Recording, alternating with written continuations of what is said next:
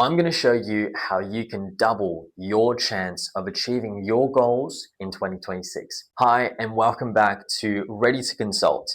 I am Stephen Reddy, and I am going to talk you through how to stick to your New Year's resolution in 2026. Studies show that 92% of people fail sticking to the plan and achieving their New Year's resolution each and every year. By the end of January, 43% of people have already given up on the New Year's resolution they were set on just a month ago. So, what sets us apart? What is the difference between the 8% of people that do stick to the plan and achieve their goals versus the 92% of people that don't? There are some clear things that you can implement immediately that can more than double your chance of achieving and sticking to your goal this year. The first thing is accountability. Accountability is one of those buzzwords that's used in so many articles and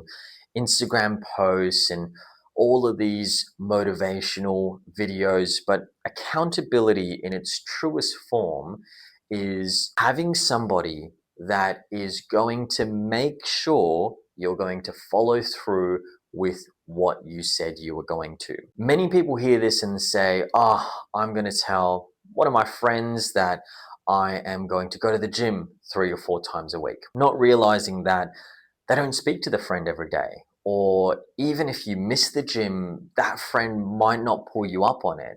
Or in fact, most friends are going to be happy when you don't achieve your goal because they're probably not achieving their goals. So they'll feel better about themselves if you aren't following through with what you said you were going to. The first step to accountability is finding somebody that will truly pull you up when you aren't delivering on what you said. We all have bad days. We all have days where we can't do what we said we're going to do, but it should not be the rule. So think of somebody that you speak to regularly. Talk to them about your goal in detail. Talk to them about why this means so much to you and how you want them to keep you accountable. Bonus points if there's consequences to you not following through or sticking to your plan. Get creative with it. Get speaking to people who have your best interests at heart and will truly help you in achieving your New Year's resolution or goal in 2026. The second thing to remember, if you are going to stick to your plan and achieve your goal, you need to understand that there are going to be setbacks.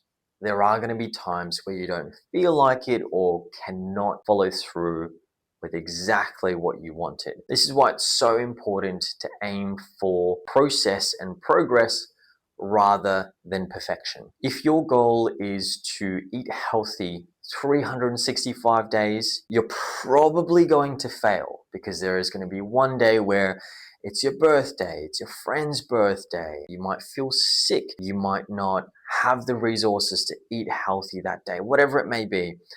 365 days doing something straight is extremely difficult, especially if you haven't built the habit of doing it before. These radical, huge resolutions feel good to write down and maybe tell a few people, but the reality of it in everyday life, it's very, very hard to achieve. So if your goal is to eat healthy in 2026, your goal should be not to miss 2 days in a row. You want to improve gradually. If you have an unhealthy lifestyle, you want to make small changes that give you that satisfaction of ticking off a goal or doing something good for that day, and celebrate those small wins.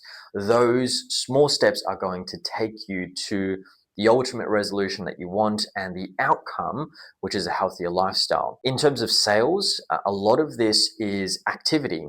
If in 2026 you want to have your best year yet, what does that look like? How do you achieve your outcomes?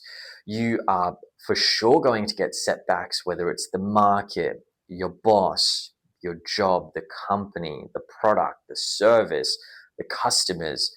the economy. There are so many things that are in and out of your control that are just going to impact you this year, where you'll need to build that muscle of resilience, knowing that after a setback, it's about quickly you can jump back on the horse and keep moving forward towards your goal. If your goal is defined by activity and things that you can control, you are far more likely to continue these things even in the face of uncertainty or a setback. If your goal is to have incredible financial success each and every month, that may not be in your control. So aim to improve the activity and things in your control, knowing that you need a bit of perseverance, you need a bit of resilience.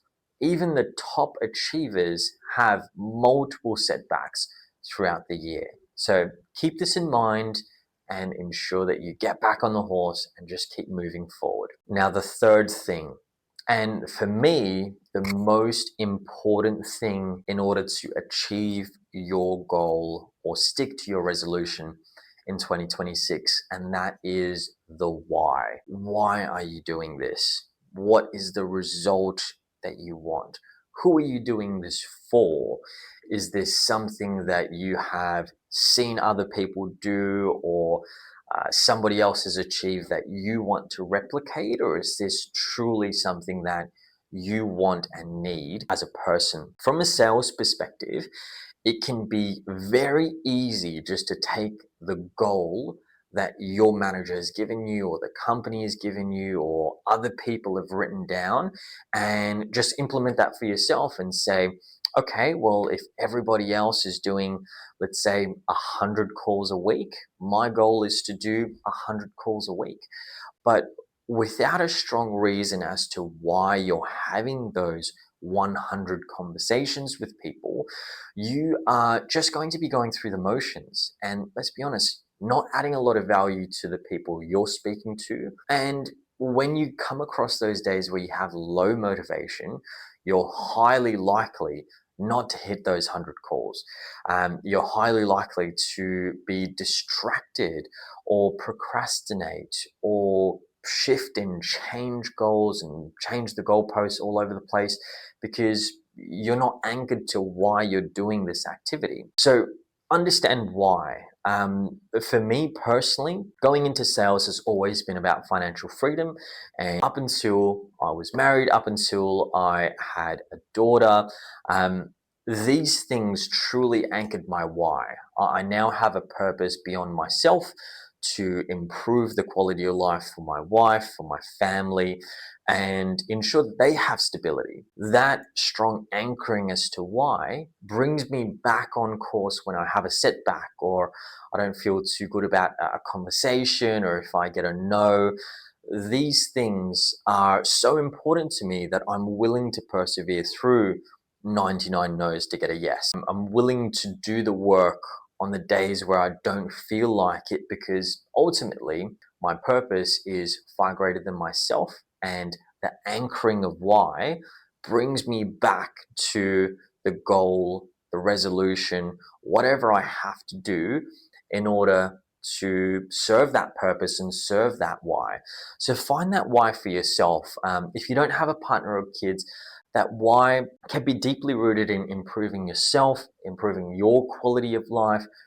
Truly find something that you're passionate about, that if you were to stick on a wall, stick on a photo as a reminder to yourself, it's going to bring you back on course and get you back working towards your goals as quickly as possible. These are 3 quick and easy things that you can implement today, and things that I can help you with if you are somebody who identifies as an introvert within sales.